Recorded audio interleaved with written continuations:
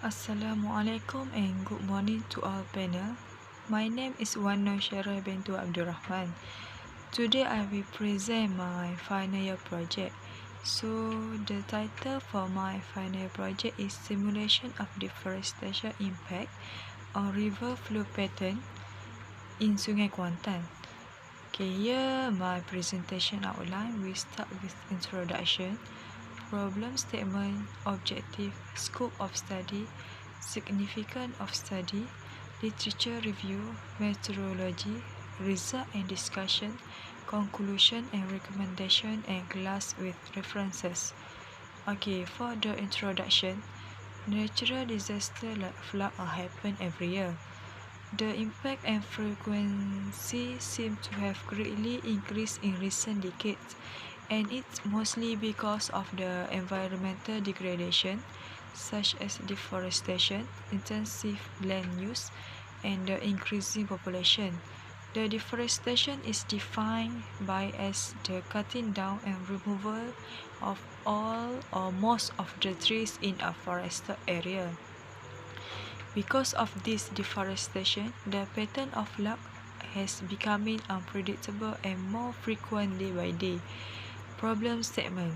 Deforestation is the biggest topic around the world. Agriculture is one of the main causes of deforestation. Demand for the food product, so many trees chopped down for crops, thus increasing the urbanization. Due to overgrowing, there is need for more land for housing and settlement. So the peak discharge and volume of runoff for a given infiltration rate will increase with the increase of rainfall intensity. The deforestation may occur the flood. Here the objective for this study first is to determine the rainfall runoff relationship using Clark unit hydrograph and Snyder unit hydrograph for Sungai Kuantan. Next objective is to analyze the effect and impact of deforestation in Sungai Kuantan. And here the scope of study. The method used in this study were Clark unit hydrograph and Snyder unit hydrograph. Parameter curve number and initial loss were used to analyze the impact of deforestation. The hydrologic modeling system HCHMS was used to analyze the impact of deforestation in Sungai Kuantan.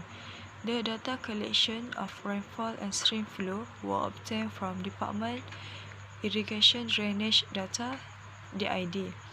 The data collection were from 2002 until 2014. Next is significance of study. The modeling of rainfall runoff for Bukit Canal can also contribute to the future flood planning activities to prevent from flood. The effect of deforestation in Kuantan and analyze the impact of deforestation that can be the future planning to prevent the deforestation. And here the sum of the literature review for this study. For the methodology, we start with identify objective and scope. Literature review, study area which is Sungai Kuantan, data collection, rainfall and stream flow data from 2002 until 2014.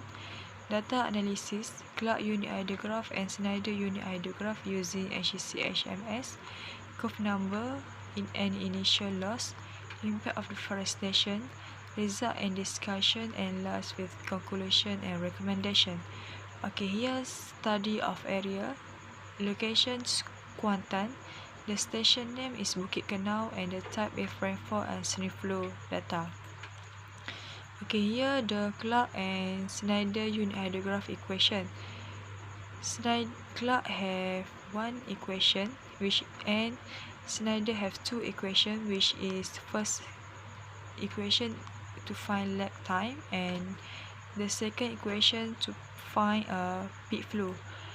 Okay, for curve number, the curve number method of estimating rainfall excess from rainfall depth is widely used in applied hydrology.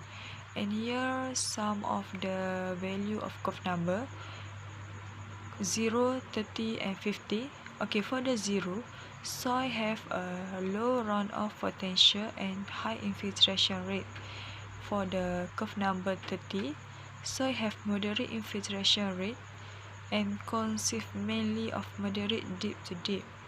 Okay, for the 50 curve number, soil have a high runoff potential and low infiltration rate. Okay, for the initial loss, in flood hydrology, the initial loss is the amount of rainfall required to wet up a catchment before runoff start.